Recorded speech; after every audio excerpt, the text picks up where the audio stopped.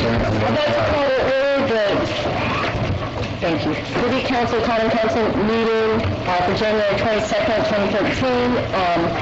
Indication, Mr. Simpson. Let's pray. Father, we're thankful for the opportunity to be here tonight. We thank you that we're able to talk about the business of the city. We pray that you would bless our discussions. We thank you for the way you blessed Jeffersonville, and we pray that you would continue to do so. We pray for those that are outside in the cold tonight. Pray that you would bless them and help them to find the shelter that they need. Pray for the children of our community. In Jesus' name I pray. Amen. Amen. Allegiance to the flag of the United States of America, and to the republic which stands, one nation, under God, indivisible, with liberty and justice for all. Roll call. Councilperson Smith. Present. Councilperson Sestovny. Present. Councilperson Kane. Here. Councilperson Gill. Here. Councilperson Glover. Here. Council President Sellers. Present. Councilperson On. Here. Councilperson Samuel. Here. Let the record reflect that 8 council members are here. Council Vice President Julius is absent. We need the approval of the agenda. I need to remove Mr. Levin from department head reports. And also under new business, Mr. Samuel, whose video presentation needs to be removed. Under number 5, after Mr. Rose, we are going to do appointments to the board. Does anyone have anything else? Mr. President, the council election of officers, take that out since we have... Yes, that was just a council election. Yeah. Motion to approve agenda with changes.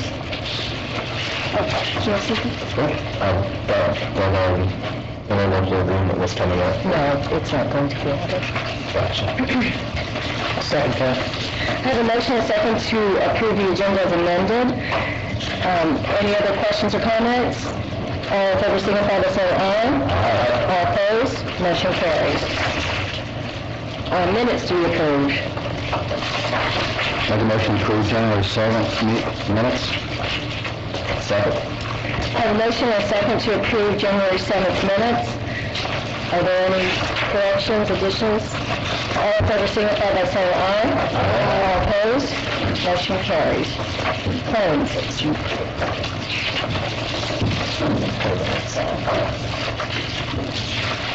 Included in your packet for the first is the parks claims for $29,096.57. Just for your record, I did do a tally since we split these two funds. I tallied the non-majority in the new department. That total is $14,420.49, and the 204 fund total is $14,676.08. That's just for clarification for you all. And we'll try and get those subtotal going forward. You want to give me those again? Yes, please, ma'am. The non-reverting is $14,420.49. And the parks, the other parks fund is $14,676.08. 676.08. Thank you, ma'am. If there are no questions, respectfully request approval. Motion to approve. Second. I have a motion and a second to approve the parks claims in the amount of $29,096.57. Are there any other questions? All in favor signify by saying aye. Aye. All opposed? Motion carries. Next in your packet was the Civil City general claims for totaling the amount of $1,192,671.59. Monica, is that due to the order that we discussed? Yes, it is. I got a question on page 11 on a plumbing contractor. I was just wondering, Monica, you may not know, is this contractor was on the board for the building authority board. Mm-hmm. I don't know, do you know, he's getting paid to do work? He's doing, the building authority budget is for this Civil City, the City Hall building, and that's where work done in the City Hall is paid through that, under that contract, or under those services, under that budget. Is that a contract? No. I don't know, you can make sure I'm done, it's that much. I don't know. Mark, on page 11, out of economic development, is that amount what we've done in the past for the... Yes, that's a repeat, and it has been budgeted every year in the economic development budget. Yes, checking. Also, as of note, I do have a vendor correction on the building authority where that laundry and other, the vendor's wrong. It says it's Republic Bank. It should be the contractor that does the cleaning services in City Hall. And I can't remember what the name, I looked it up a couple of days ago, but that's just the incorrect vendor. I have a question. Correct amount, correct contact. Tom, is that? I don't know, under public safety voice, teaching yes, I know we were awaiting final approval by the Orleans Council. Correct. Did we receive that? We have not, but I went ahead with the approval of the claim based on the fact that we anticipated that the check will not be released until such time as we've got the contract. Okay with that. Because it'll be another 2 weeks before we hand, and they've waited quite a period of time. Okay, on page 6, under vehicle maintenance, there's a transfer of funds to the city for $100,000. Yes, What's that? that is funding the fuel, the non-reverting fuel, Thank you. similar to, I made a transfer of non-reverting health insurance.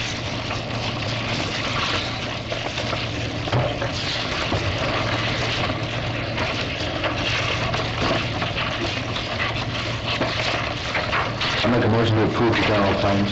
Second. I have a motion and a second to approve the general claims in the amount of $1,192,671.59. Are there any other further questions? All in favor, signify by saying aye. All opposed? Motion carries. The last set of claims in your packet are TIF claims. These are pre-approval. The commission will be reviewing these and approving these tomorrow evening. The amount is $782,522.61. Request approval if there's no further questions.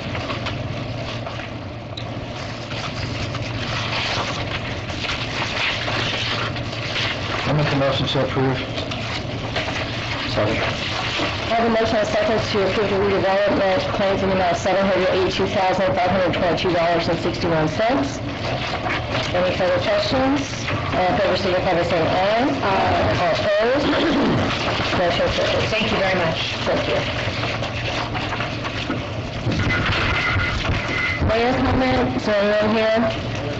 No? Report of the clerk? Okay. Just a couple of quick things. I passed out to, was on the DLGF website today and what the certificate status map is. And then the second thing was about, I pulled it off, was the budget hearing scheduled tomorrow, the 23rd of the same day. And there's, look at, it shows you the list of the units, that's the units. Other thing I have is, I sent you all out an email that IRAC sent out for a webinar on February the 28th. It's exploring the ins and outs of TIFs, tax abatement, and other incentives.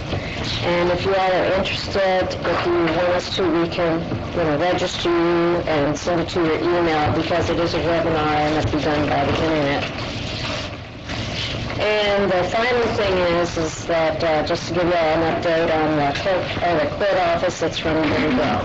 And there's, we made a few changes, but it's working extremely well. And I want to thank you all. Okay, I just have a question. Have the claims made it all the way around? I want to make sure I got that anything messed up. Is there two over there? Just one. There's just one? Did we lose, we're supposed to have three? Sorry. It might be messed up and something messed up. Yeah, because this is the second last one.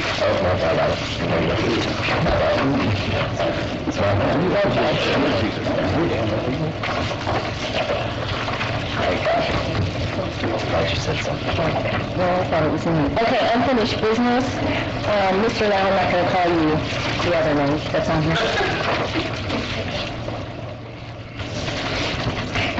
This is resolution number 28. Is that 2012-28? Yes, sir. Okay.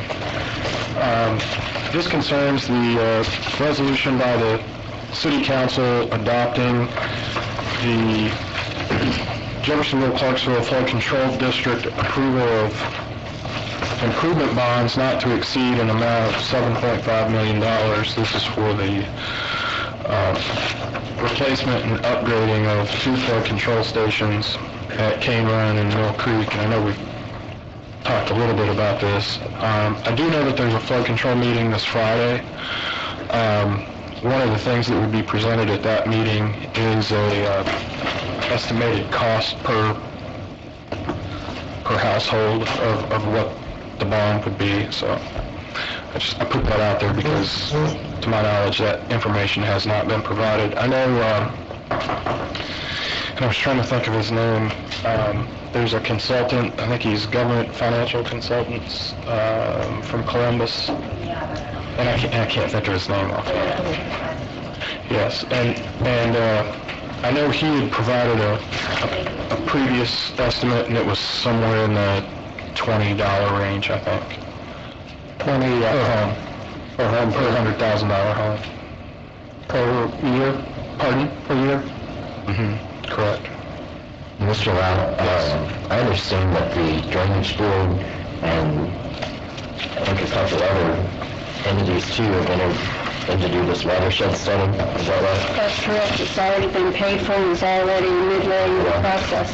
Would it be detrimental if we held off on this to get the results of that study? At this point, I'm not sure.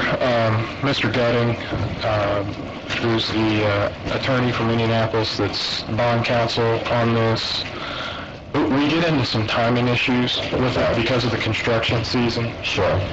And we don't know how long that watershed study is going to take. Right. But even if it's a matter of replacing and upgrading the pumps as they exist right now, we understand that this bond is going to be needed. So this is probably not going to meet the minimum that we're going to need to begin with? Based on previous estimates, no. Okay. My concern is why would we cost this without knowing how much we're going to have to spend? But I understand that the bonds do take time, and we're hoping that construction season at the right time. There's a limited construction season. Yes. It's been part of our issue. Flood district defined? You know, we talked, we really didn't know where the lanes were. Right, I haven't seen it. I haven't seen the map. I know they were looking for one that defined exactly who was in it. That's why I was trying to... Frank Cummings. He's with... I don't know. I can't remember which one it is. Samuels, Low. We'll have the problem. Don't make it personal. Don't make it personal. Is Mr. Merkley the legal representation for the flood control district? He is, and let me just say that I was for probably the first 7 or 8 months last year, and then when collective bargaining began, he took over that, and I was in collective bargaining. So I'm pretty familiar with the project. I just don't know as much of what's been happening recently. I think at the last meeting, the question was asked, I think the mayor voted against this. We tried to find out why the mayor voted against it, and tried to get some information. Has anybody got any feedback? I haven't heard any response. Because if not, then I'll make a motion to table until we find something out. I don't know, I don't have enough information. I'll second that. And I'll encourage him to either call you each individually or to send an email to you with that. I know that the mayor understands that the projects are important. I do know that. But I'll encourage him to speak to you individually as well. And then I have one other item later. I need to take a motion on that. Yes. I have a motion and a second to table till we hear from the mayor. All in favor, signify by saying aye. Aye. All opposed? Motion carries. Mr. Lewis.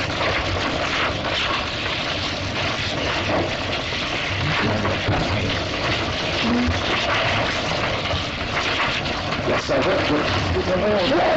this is proposed resolution number 1/2013. It's a resolution authorizing the transfer of certain real property to the Jeffersonville Sanitary Board. I've got Amy Burnett here tonight, with the law firm of Applegate, Pfeiffer, and Pulliam. She has been retained by the city to handle the property acquisition for the various properties downtown relating to the stormwater conveyance system and the properties that are going to be used for sanitary sewer pipe in regard to alleviating CSOs and so forth. So this is one of the last properties that has been part of that property acquisition that's been going on for the last couple of years. This particular property involves eminent domain, and in regard to settling this eminent domain case, there is a proposal to transfer, exchange of property with this Mr. Speff. And pursuant to Indiana law, there's a procedure that has to be followed. There's a tiny strip of property that Ms. Burnett will describe that's actually titled in the city's name, and part of this acquisition of one particular parcel of property, there will be some money exchange in addition to exchanging property with this Mr. Speff. And for that to happen under Indiana law, since the property is titled in the city of Jeffersonville's name by statute, the city council would have to approve this particular resolution to transfer that title to the sewer board, and then the sewer board, pursuant to the eminent domain case, would then transfer this particular parcel to Mr. Speff to settle this litigation. So I was not handling that eminent domain case detailed-wise. Ms. Burnett is here to explain that. And just to let you know, the sanitary sewer board did approve this settlement agreement, including the transfer of property, obviously contingent upon the city council's approval of this transfer of property tonight. So this has been approved by the sanitary sewer board. And Amy, would you like to come forward? Pretty much described pretty well what we're doing, but let me know if you have any questions. This is, if you've got a copy of the resolution, I think kind of towards the back of it, there's a little drawing. Is that attached to yours? You can kind of see where the property is. It's pretty much an unusable piece of property. I think it's old flood wall property. If you're driving down Meigs towards Market, it kind of, you go up a little hill, and I think that was where one of the old flood wall areas, and I think that's why the city had title to this property originally. Everyone I've talked to seems to be convinced there's not any real usefulness to this property for the city. The reason that the property owner is interested in it is that he owns adjacent property. I'm trying to get my bearings. He owns property on Market Street that is adjacent to it. So ignore the tract 2. That was a proposed tract that he had also wanted to acquire from the city, but it would require vacating an alley, so we're not dealing with that. But the property to the right is Mr. Smith's property, and so that would give him some additional property back in that area. And so, the reason everybody at the sanitary board was pretty much thought this was a good deal is it allows us to reduce the purchase price that we need to pay for Mr. Smith's property on Maple Street by the value of this property. Mr. Lewis, this is very much your recommendation. Yes, that's my recommendation, and the sanitary sewer board's recommendation. The property that the city owns now that we're transferring, what is that zone? I would assume that's residential. That's a residential area all around there. And those are homes all along Meigs and Market and Chestnut. But that was part of some type of flood wall extension or something at one point. Well, when you look back at the old plat maps, it references flood wall, and I think Mr. Isgreg prepared this drawing, and I think he's made some notations to that effect. And just again, I've even noticed driving over there that it's kind of over the hill. So, but, definitely old, not anything to do with the current flood wall. And the properties that the sanitary board is acquiring in exchange for this are on Maple Street, and they're part of the sanitary sewer interceptor project. And in fact, this will be one of the last 2 acquisitions in connection with that project, so we're wrapping it up. This property is owned by the city, Yes. and then it will be conveyed, That's the technicality, because it's titled in the city of Jeffersonville. So we have a settlement agreement proposed where the sanitary board, who's been doing the acquisitions, they're the authority acquiring property, will convey this in exchange for a reduction of the purchase price on the Maple properties, but they can't convey it because it's titled in the city. So we're kind of doing a transfer from the city to the sanitary board all at the same time, and then the sanitary board can transfer it to Mr. Spath. And by law, units of government, the city, the sanitary board, can do those types of transfer of title if they have joint resolutions. And so the sanitary board has passed a resolution saying, they want to take title to the property. that's how a lot of times the 2 different entities a lot of times have to reconcile when there's a transfer of assets or property or something of value between the 2, and we don't have to do anything like that. No, because the sewer board on this particular tract alone is not all title. They're going to convey it for good consideration to Mr. Speth in exchange for the rest of the life. This strip isn't buildable, is it? Isn't, Buildable? I mean, the strip coming off of Meggs is very narrow. I guess potentially he could build To get a variance or something? back in there, where it kind of widens out, where the bottleneck kind of goes up. He owns the property to the right of that, and there isn't any building on it. His land is vacant right now, so his comes off of Market, and there's no building on it. So, I mean, my guess is that if he built it, would just give him a bigger backyard. But I don't know what his intentions are, but of course he would have to go through, any approvals to do anything, and he's aware of that. There's no more question about making motion to pass resolution 1, 2013. I Second. have a motion and a second to pass resolution number 1, 2013. Any further questions or comments? All in favor, signify by saying aye. Aye. All opposed? Motion carries. Mr. Reynolds.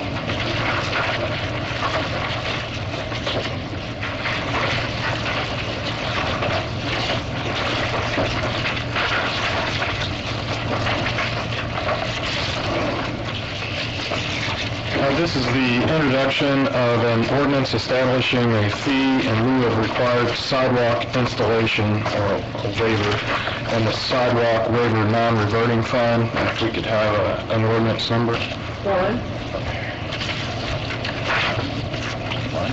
2013 OR1. And this is really tonight for introductory purposes only. There's been some discussion for some time, I think, on the Plan Commission. I know I was involved in some of it, and I think Mr. Merkley has as well. Ms. Sellers, I know your work on the Plan Commission, and Mr. Payne, I think yours probably as well. The city's planning code requires certain developments to provide for the installation of sidewalks in front of their development. Sometimes that's just not feasible based on current either road projects, sewer projects, various other drainage, a number of different things. And the discussion has been, and other cities do this as well, is an estimate is made of how much the sidewalk would actually cost for the developer to put in. They would then make payment to the city in that amount. It would go into what amounts to a non-reverting fund, but almost held in escrow. And then there's a couple of options, and I want to point you to paragraphs number 5 and 6. And first of all, in paragraph 5, on the last line where it says abutting the side, it should be abutting the site. So that's a typo. But then if you read paragraph 5 and then after that read paragraph 6, they contradict each other. So I asked Mr. Merkley about that, and really what is intended is for the council to adopt either paragraph 5 or paragraph 6, and then whichever one you don't adopt, the other would be deleted from the final version. So the difference would be in paragraph 5, the developer would pay into the sidewalk waiver non-reverting fund, and then that money could only be used at that site. So somewhere down the road, when whatever road, street plans or other various things are going on are finished, then we have that money already, and the city can put the sidewalk in there. A number of cities do that. Or paragraph 6 says that the developer would pay the same amount of money into the same fund, and then the city could use that anywhere for any sidewalk. But at some point, the city would then also be responsible for putting that sidewalk in where the development actually occurred. So, and there's variations on that. Again, we'd like to get this introduced for discussion, and find out what the council's pleasure is on this. There are a number of different variations on paragraph 6 that you can use. You could put a time limit on it. You could put on paragraph 5. On paragraph 6, you could restrict it to a certain, has to be used within that council district, or so there's a number of ways that we can craft that, but at least it gets the discussion going. Otherwise, we're requiring developers to build sidewalks that we're going to tear up, and that makes no sense for anybody. I'm making a motion to approve 2013-11, striking paragraph 6 on the first reading. And I'll second that. I have a motion and a second to approve ordinance 1, striking paragraph 6. Is there any further comments? I have some comment. I kind of prefer number 6 versus 5. And the reason being is that sometimes there won't ever be a sidewalk put in front of or next to that property. And so what would be the situation then if we limit it to being spent on that property? What would be an example? Maybe a building that's being built in a parking lot or near a parking lot that already has sidewalks going to it. So there's no need for additional sidewalks, but they still have that restriction, so that instead of saving money by putting it in the sidewalk, they still have to pay for sidewalks, and those monies could be used for improvements of sidewalks or additional sidewalks at adjoining locations or different locations. I think paragraph 3 outlines the fees that are submitted in lieu of required sidewalk installation. So if there wouldn't be required sidewalk installation to a site, then there would be no fees. Is that not correct? No, I think there's always a... The code requires...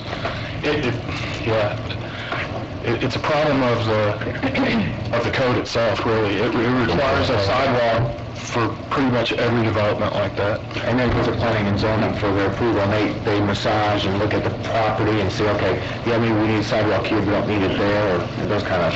Is that something the planning and zoning could grant a variance for? They have in the past, yes. My feelings on paragraph 6, it sounds a lot like Social Security. You're going to put money in, but you might not get that money back out. Well, it's not for the benefit of the building owner, it's for the benefit of the community and pedestrians in the city. Well, I think if it goes in a non-reverting fund, this allows us to look at our sidewalk master plan and complete corridors instead of having piecemeal sidewalks that connect to nothing and go nowhere if it's just going to be put in front of that parcel of property in front of that business. I think it gives us the flexibility, or the planning commission the flexibility to take that money and finish those corridors of our sidewalk master plan. So my thinking, and I certainly can change my mind, I'm willing to do that.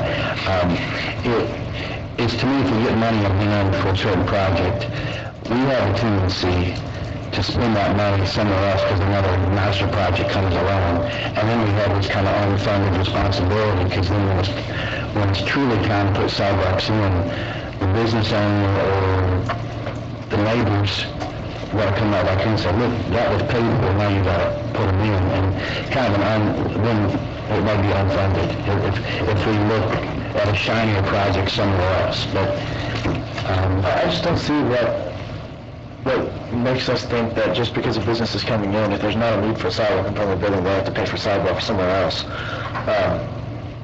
I just don't see that. I'd like to rescind my second and have another motion if you... Can I ask a question real quick? I forgot where I was going. So what happens when you get I didn't want to make you all choose tonight. I would say, and Tom, I don't know if you were present or Mr. Murphy, but when Taco Bell came before us and everyone that came out now, they said they're used to doing this. Yeah. To put, even if they didn't need a sidewalk, they're used to doing this in other communities when they drove in. Actually, I was on Tom, I know where I was going with this. This doesn't outline in this that it has to be used for... Can this money that goes in this non-revolving fund be used to repair sidewalks or for new sidewalks?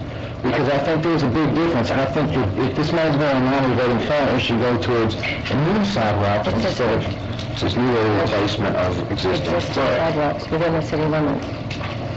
Because then I think we get into Nathan's point where we're taking money that was supposed to be put into new projects and repairing sidewalks elsewhere when I think it should be used towards new sidewalks. We have 2 more readings to I like the idea of this, so it doesn't really matter. And again, I think there's a number of ways that together we can kind of craft this that makes the most sense. Right. So I would entertain your motion to pass on the first reading as is. Without striking. Give everybody a chance to think about it. Yeah, I would draw. I'll make that motion to pass as is on the first reading for further consideration. I have a motion and a second to pass ordinance 2013-01 with both 5 and 6 included for further consideration. Any further comments? All in favor, signify by saying aye. Aye. All opposed, motion carries. Thank you, and any suggestions that you have, please let us know, and we can incorporate those. Thanks, Tom. Mr. Reyes.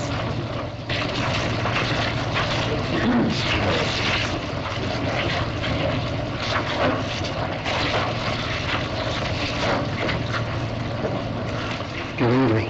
Good evening.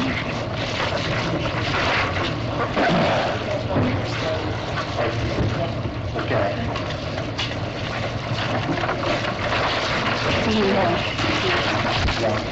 Thank you, Sheriff. Pretty sure. What do you have? As long as the city clerk gets one, we Sheriff. Yeah, Mr. Sheriff. All right, who's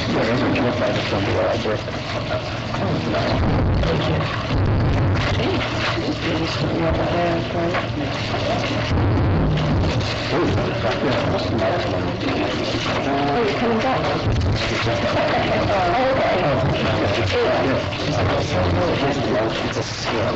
Vicki, is what he's handing out, is anything changed from what you gave us in our packet? Is it changed?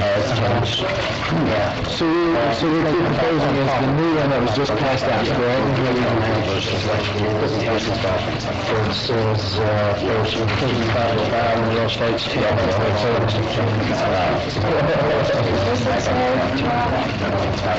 Here's a new copy of it if you want this. Actually, it's some real property, some of it's 5, so that's on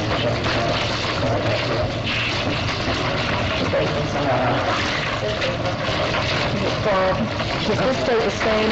So then I can just take this and put it with it? Okay.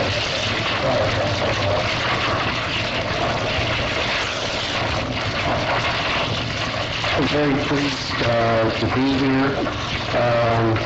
Here with Rio Properties. Rio Properties consists of Phil Brown, Ron Keller, and also Brian Jackson. They're looking to put in a new office building approximately about 9,100 square feet with a cost of about $1.2 million. And with that, they're looking at approximately about 27 jobs, and with approximate salaries of about $1.5 million. So with that, you'd be looking at about a little over $50,000 per employee. Just to give you an idea of where the location is,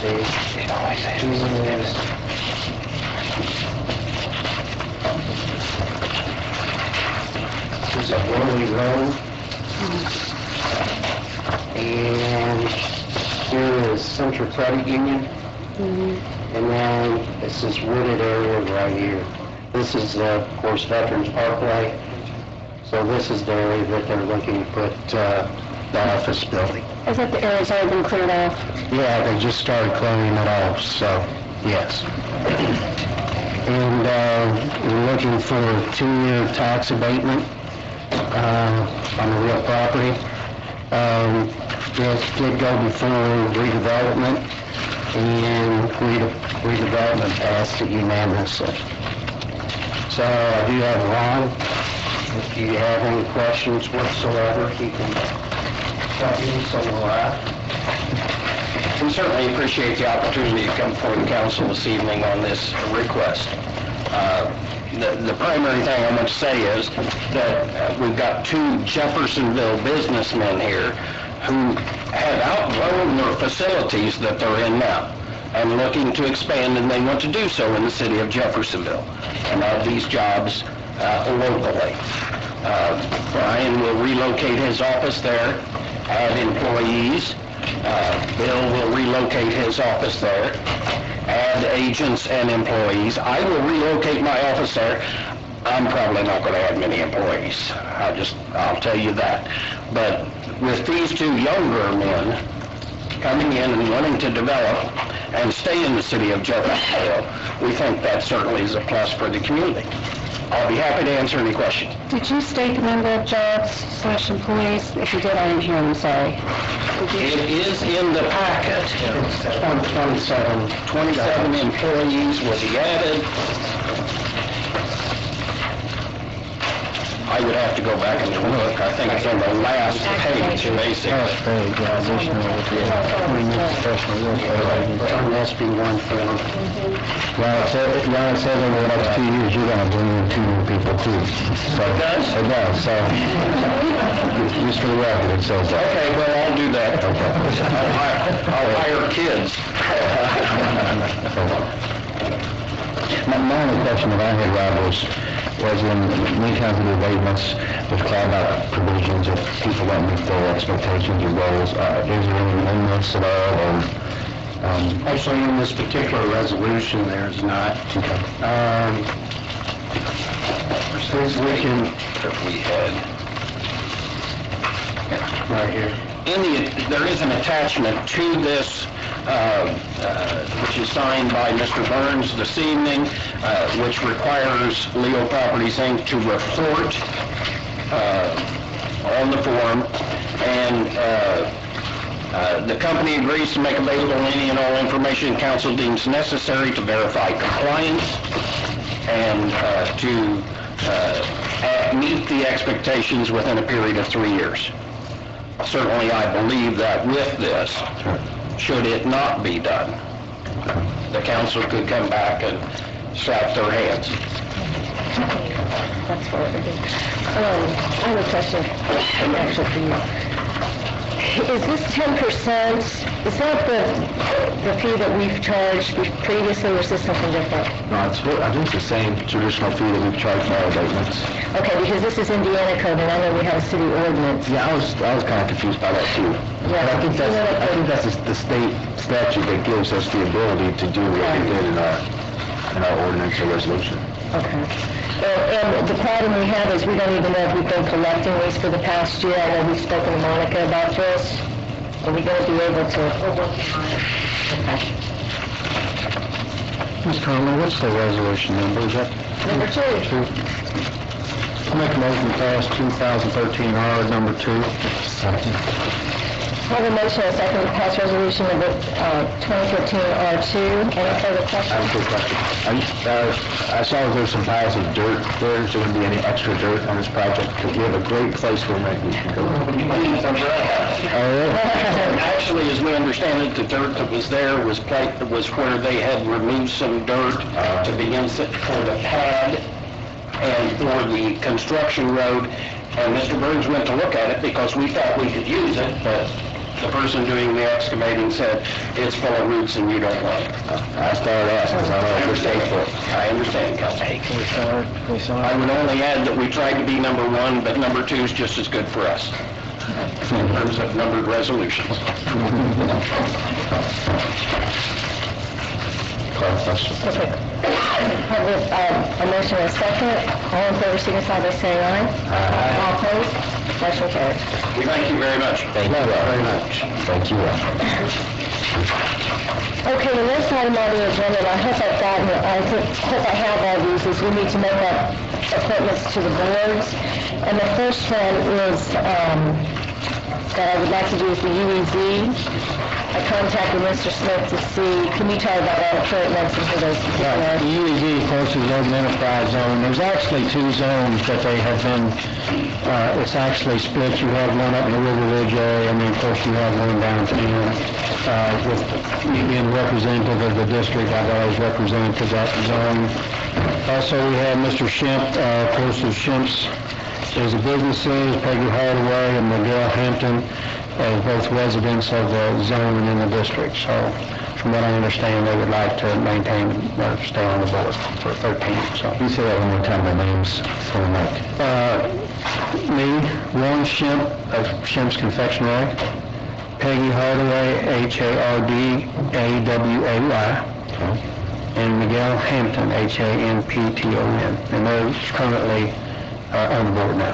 How many members are there total on the UEZ? I don't 15, isn't it? It's a pretty large board, yeah, I'm not sure because not everybody attends at the same time. So, Mr. Fowles on it, Connie Cypher's on it, represents the student members on it. So it was a pretty big board when it was originally established. But the board actually controlled the finances for the downtown district and River Ridge. And now it's been split with River Ridge, has their own UEZ and have their own board, and this board just controls the downtown district, so to speak. Do we have representatives on that board? Up there? Yeah. I don't think, do we do? Oh, I don't know. I think it's Ned Fowl. Who's appointed by the mayor? Oh, okay. I didn't know part of being the council appointment, so I wasn't sure. It's a mayoral appointment. I understand. It's not on my list. Couldn't answer it. Gotcha. What's your motion, Mike? Yes, sir. I'll second. Mr. Maintain. I have a motion to reappoint Mr. Shemp, Miguel Hampton, Peggy Hardaway, and Mike Smith to the UEZ. Any further questions, comments? All in favor, signify by saying aye. Aye. Motion carries. The building authority, I think we're going to have to do that next time because I didn't get with Rusty Ghost to find who all the members are on that, so we'll just carry that over to next time. This list I have only shows one appointment. I don't know if that's accurate or not. He told me they all wanted to start again, but I don't have their names, so. Well, that's okay, we'll just do it next time. Okay. Drainage, I believe I sent out an email, and I think it's Council Districts 1, 3, 5, and 6 that need to appoint. Are they just one-year terms? Well, no, for him, this, We were trying to stagger them. right, so this is yours. Back up, because we did it all amount last year, because we were adding 2 members, so now we're trying to stack them. So one more off. So, Councilperson. Well, I have Dan Christensen, of course, Dan is serving on it now. I spoke to him, he would like to continue. Dan works at Clark Memorial Hospital, but he's also was a union planner for many years, so drainage kind of fits in there. But I did talk to him, and he is wanting to continue. Okay. Mr. Payne? I'd like to reappoint Rick Madden. Madden? Let me write these down so I don't forget. Ms. Gill? And we're appointing Charlie Bryant. And Mr. Glover? I'd like to reappoint Kurt Jacobs to the Drainage Board. Okay. Do you have a motion? I'll make a motion to approve all those. I have a motion and a second to appoint Dan Christensen, Rick Madden, Charlie Bryant, and Kurt Jacobs to the Drainage Board. Any further discussion? All in favor, signify by saying aye. Aye. All opposed? Motion carries. Okay, planning and zoning. I'm going to make a motion to appoint Ms. Sellers. And just for the record, Connie, I've dealt with Connie over the years when she was in code enforcement, and it's a tough job. And because of all the different things that come before you, and you have to go by the laws, or by the city laws, I guess, by zoning. So I just thought Connie did a good job, and I would appreciate your considering for planning and zoning. I'd like to nominate Ms. Gill. She expressed interest, and I think she did a good job on planning and zoning.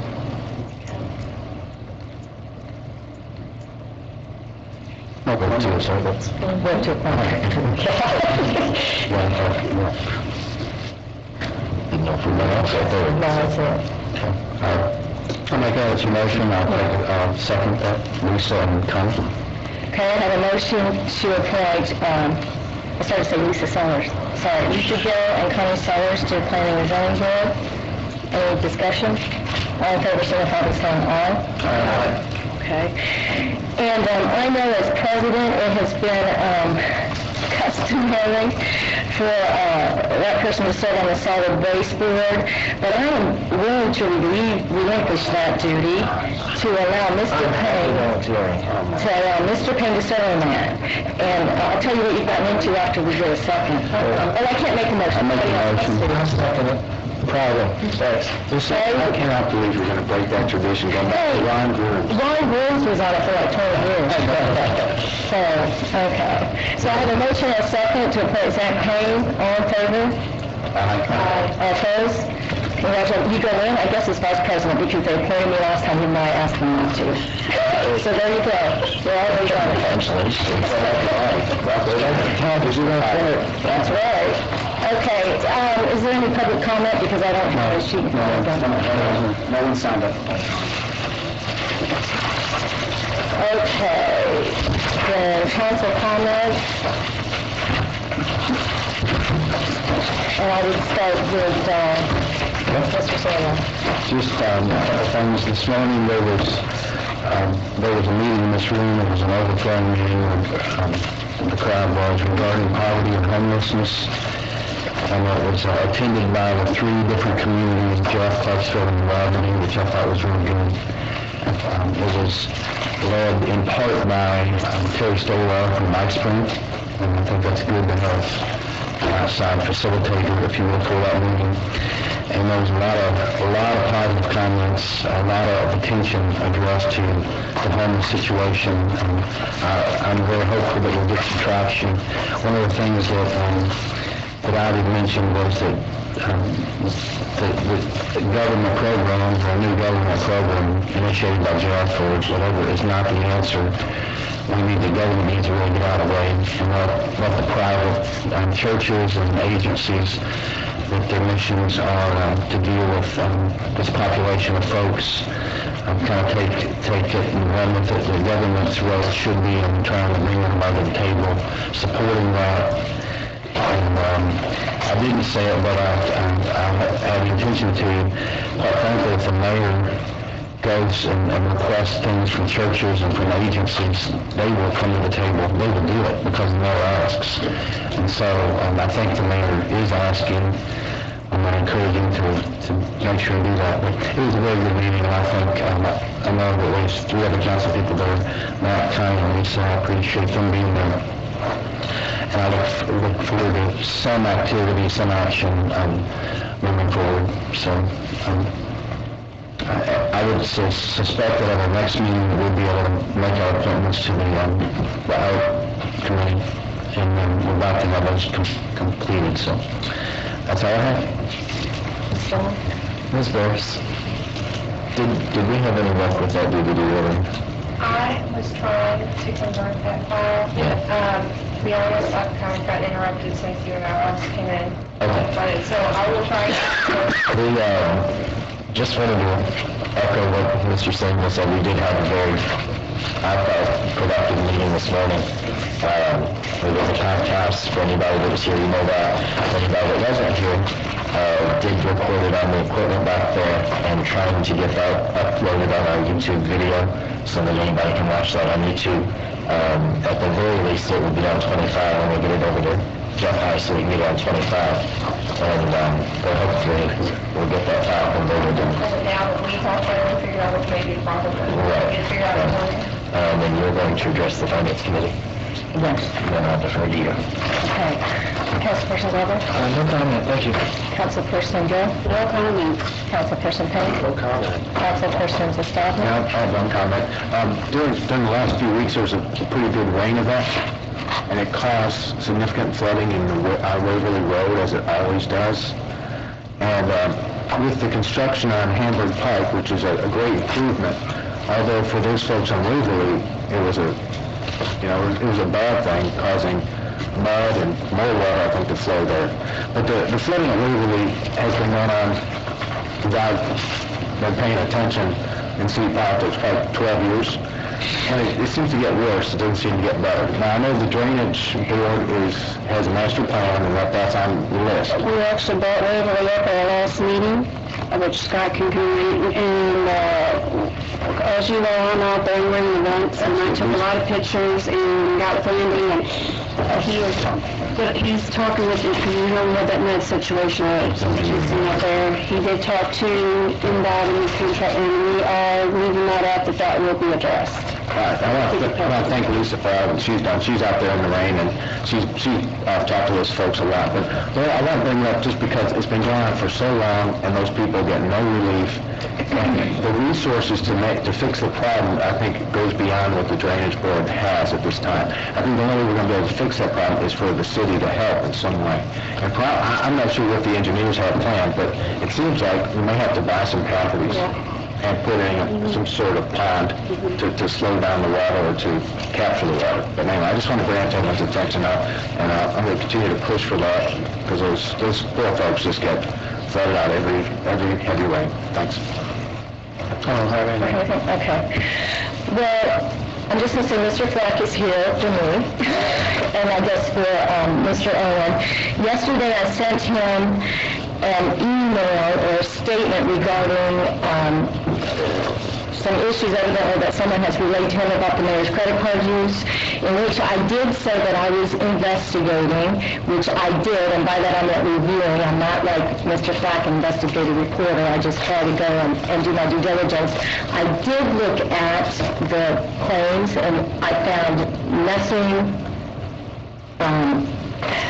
overtly irregular in the claims, so I just wanted to state that.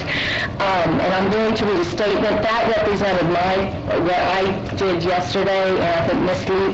Gill looked with me at those claims. This represents the council statement. As president of the city council, I would like to clear up some misunderstandings as recently reported in the media, which most likely caused by my statement. The City Council has not approved and is not conducting any investigation of the mayor's usage of his city-issued credit card and is not accusing the mayor of any impropriety.